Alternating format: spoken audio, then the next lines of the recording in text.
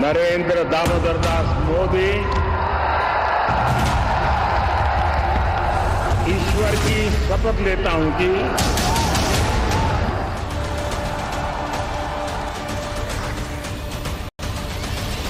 जम्मू कश्मीर से आर्टिकल 370 हटाया। अनेक पीढ़ियों ने इसके लिए सपना देखा था। आर्टिकल 370 हटा करके संविधान के पूर्ण रूप को इसका प्रगटीकरण। मुस्लिम महिलाओं के लिए 3 तलाक कानून बनाया। सामाजिक स्तर पर भी 3 तलाक जैसी जिन कुरीतियों के कारण महिलाओं पर अत्याचार होते थे, हमने कानून बनाकर उन्हें रोका है। अयोध्या में पूरा हुआ राम मंदिर का संकल्प।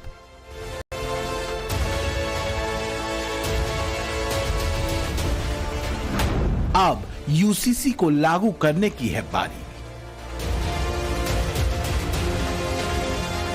देश यूसीसी से चले, समान नागरिक संहिता से चले। मोदी ने समान नागरिक संहिता का संकल्प लिया।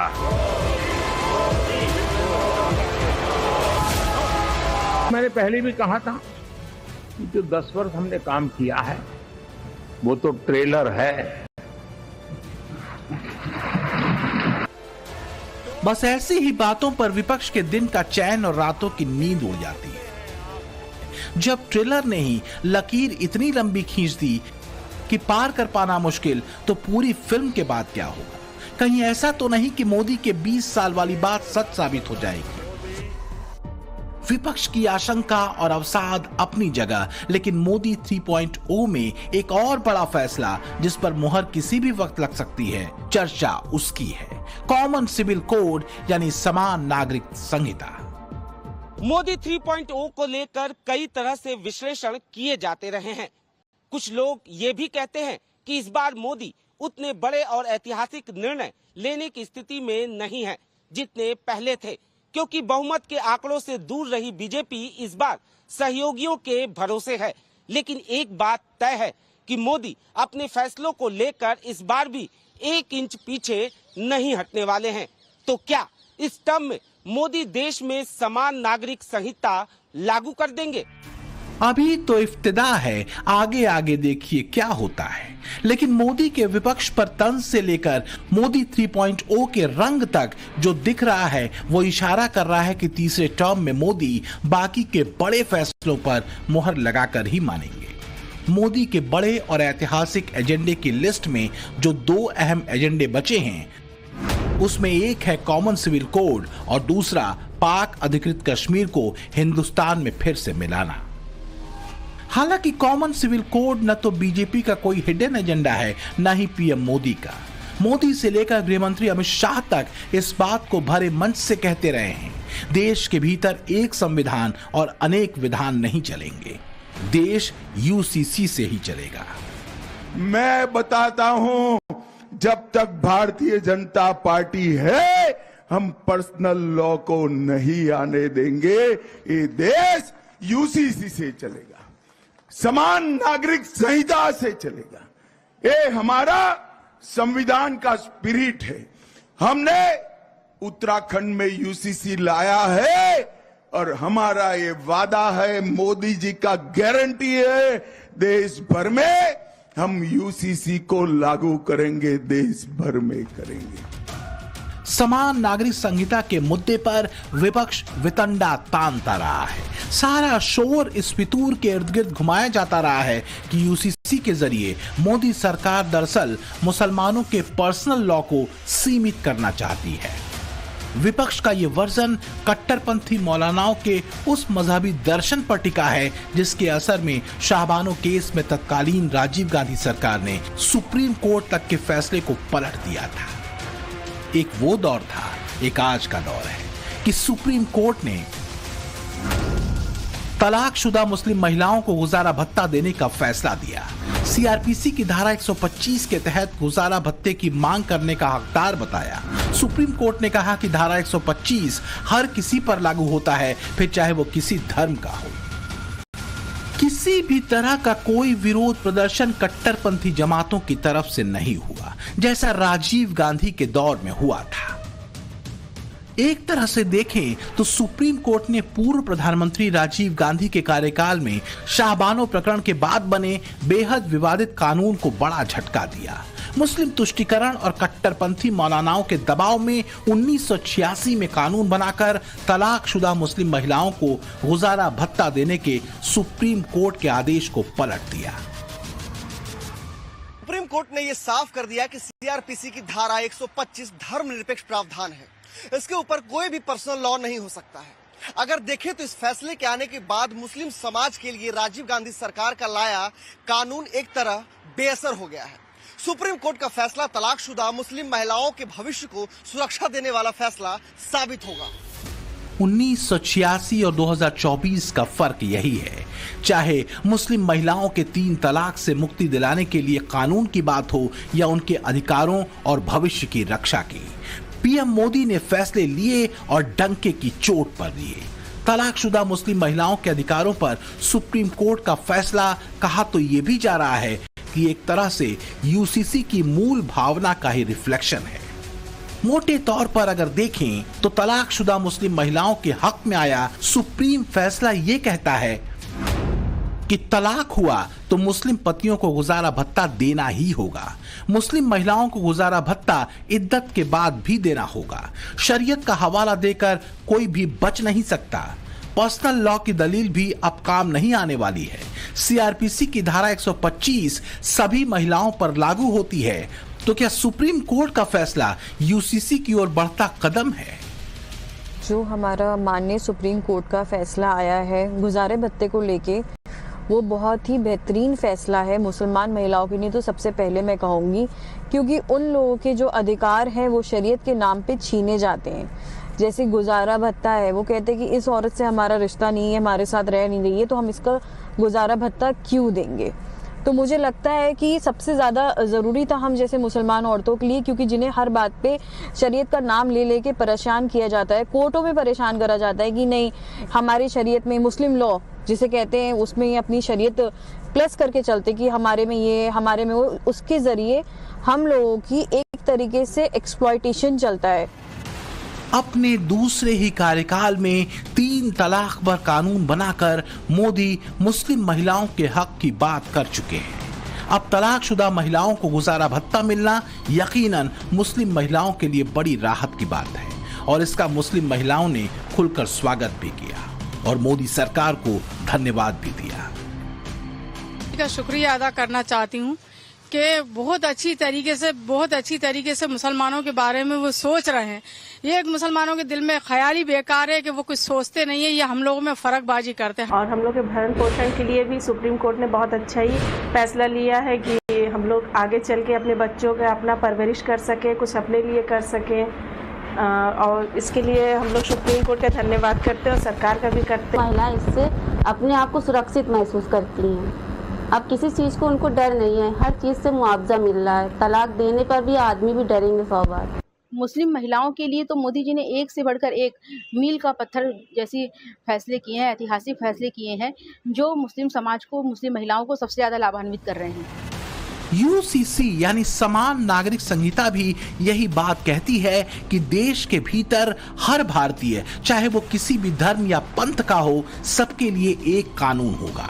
लेकिन कट्टरपंथी मौलानाओं से लेकर वोट बैंक की राजनीति करने वाली कथित सेकुलर पार्टियों तक ने एक प्रोपेगेंडा यूसीसी के खिलाफ खूब फैलाया।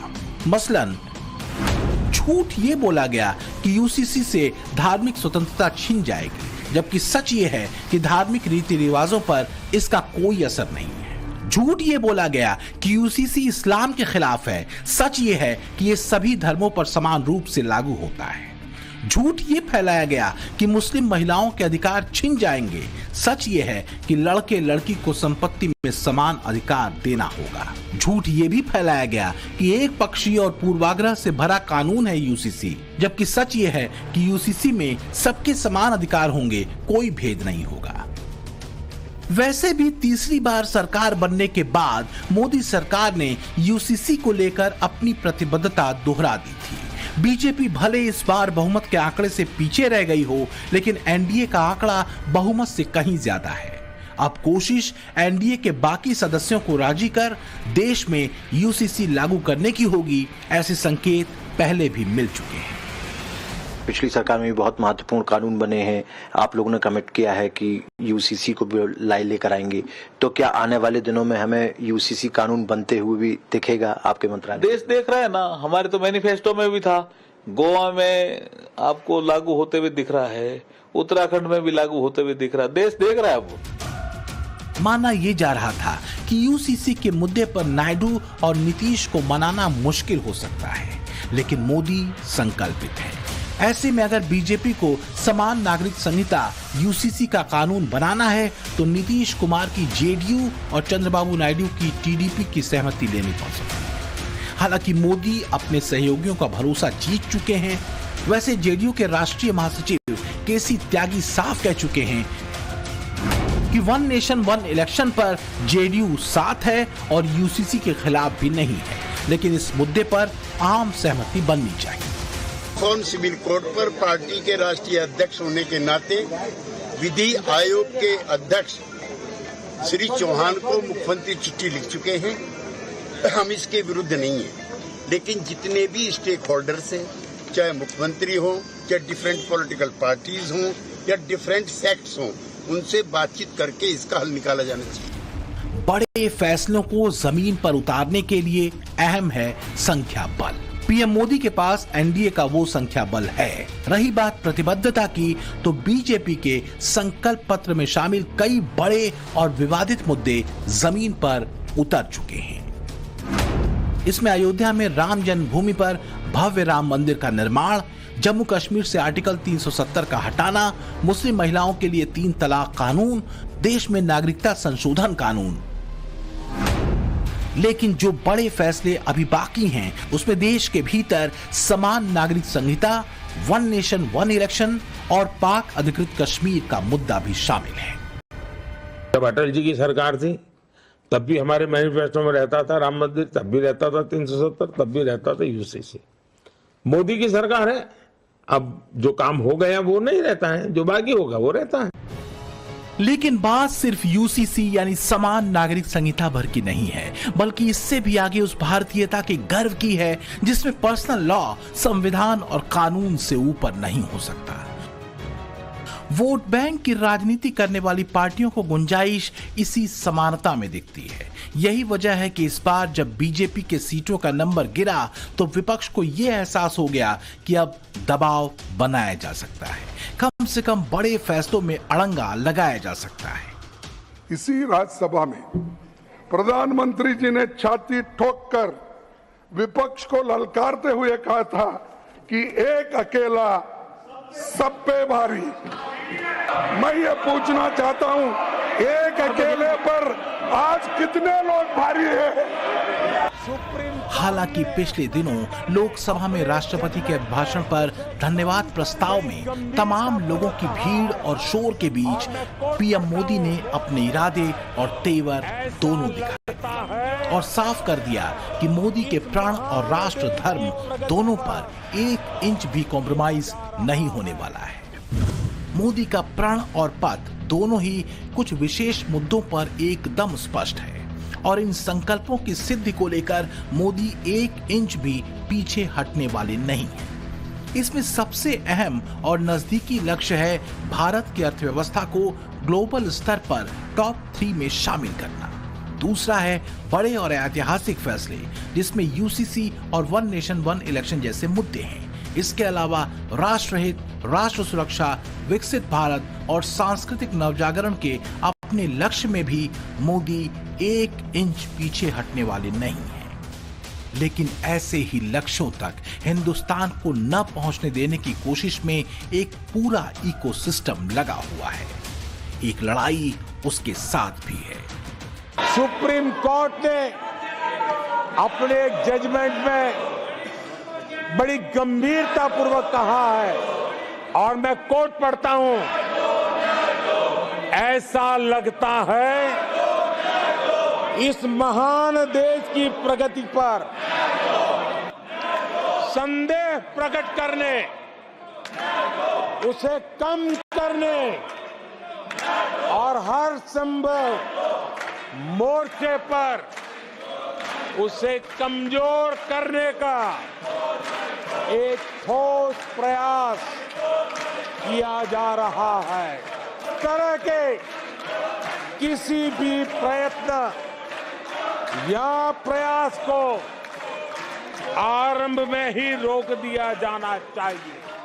पीएम मोदी ने पहले ही ये साफ कर दिया है कि देश की गरिमा और सम्मान को कमजोर करने को लेकर एक्टिव ऐसे इकोसिस्टम पर सरकार एक्शन लेने से नहीं चूकेगी। संकेत साफ है, जो तय लक्ष्य हैं या राष्ट्र के प्रति जो ठोस काम हैं, उसे लेकर मोदी प्रतिबद्ध हैं और वो पीछे हटने वाले नहीं।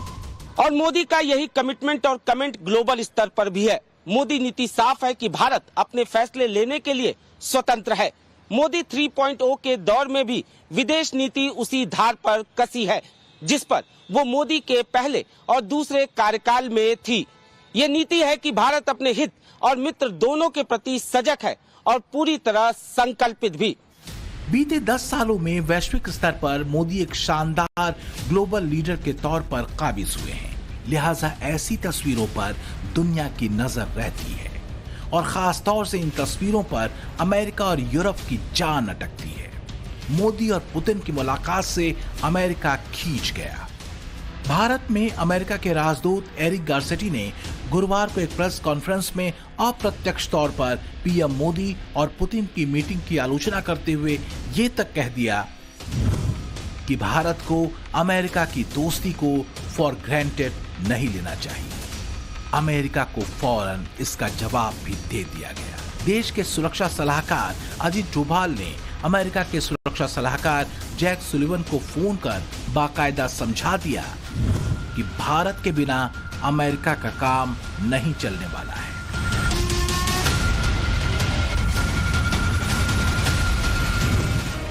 तो ना ही बाहर और ना ही भीतर मोदी 3.0 एक इंच अपने तय लक्ष्यों से टस से मस नहीं होने वाला है। यकीनन कम नंबर ने चुनौतियां बढ़ाई हैं, फिर भी देश में एक स्थिर और मजबूत सरकार है। पीएम मोदी ने अपनी नीति, नियत और नैरेटिव से ये साफ कर दिया है कि न तो भारत को हल्के में लेने की गलती की जाए और न ही मोदी 3.0 को। राष्ट्र की छवि का प्रभाव सीधे उसकी इकोनॉमी और ग्रोथ पर पड़ता है। आज आप देखिए, विदेशों में भारतीय मूल के लोगों का कद बढ़ा है, विश्वसनीयता बढ़ी है, सम्मान बढ़ा है, क्योंकि विश्व में भारत की साख बढ़ी है। भारत भी वैश्विक प्रगति में कहीं ज्यादा योगदान दे पा रहा है। वैश्विक स्तर पर भारत की नई पहचान गढ़ने में बीते 10 साल बेहद अहम रहे हैं। विरोधों और आलोचनाओं की तेज बौछारों के बीच मोदी ने संतुलन बनाते हुए बिना डिगे बड़े फैसले लिए हैं और यही उनके व्यक्तित्व को वैश्विक स्तर पर कैरिस्मेटिक बनाते हैं। राजधर्म से लेकर संस्कार और कर्म तक पर मोदी की दृष्टि स्पष्ट है। ये दिखा भी जब पीएम मोदी अनंत अंबानी के शुभ आशीर्वाद सेरेमनी में पहुंचे थे। इस दौरान उन्होंने वहां मौजूद शंकराचार्य अविमुक्तेश्वरानंद के पैर छूकर आशीर्वाद लिए। ज्योतिष पीठ के शंकराचार्य ने पीएम मोदी को रुद्राक्ष की माला आशीर्वाद में दी। स्वामी अविमुक्तेश्वरानंद राम मंदिर में रामलला की प्राण प्रतिष्ठा का विरोध करने वालों में थे। बीते 10 सालों में एक बात बहुत साफ हो चुकी है कि मोदी जो कहते हैं वो करते हैं। बीते चुनाव में मोदी की गारंटी का नारा भी बीजेपी ने खूब दिया। तमाम बड़े फैसलों के बीच एक और अहम मुद्दा है जिसकी चर्चा की गई थी चुनावों के दौरान, वो था पाक अधिकृत कश्मीर का मुद्दा। आप देखना, चुनाव के बाद मोदी जी को तीसरी बार प्रधानमंत्री बनने दीजिए। अगले 6 महीने के अंदर आप देखेंगे कि पाक अधिकृत कश्मीर भी भारत का हिस्सा हुआ। पीओके का मुद्दा भी ऐतिहासिक मुद्दा है। तो क्या मोदी 3.0 में इस मुद्दे पर भी कोई ठोस कदम उठाया जाएगा? बड़े फैसलों की फहरिस्त अब बहुत लंबी नहीं है, क्योंकि ज्यादातर बड़े और ऐतिहासिक मुद्दे बीते 10 सालों में मोदी ने पूरे कर लिए हैं। अब बात आगे की है और मोदी ने जता दिया है कि अगले 5 साल और भी बड़े ऐतिहासिक फैसलों वाले होंगे। मोदी इसे लेकर 1 इंच भी पीछे हटने वाले नहीं है। Bureau report, times now, Navbharat.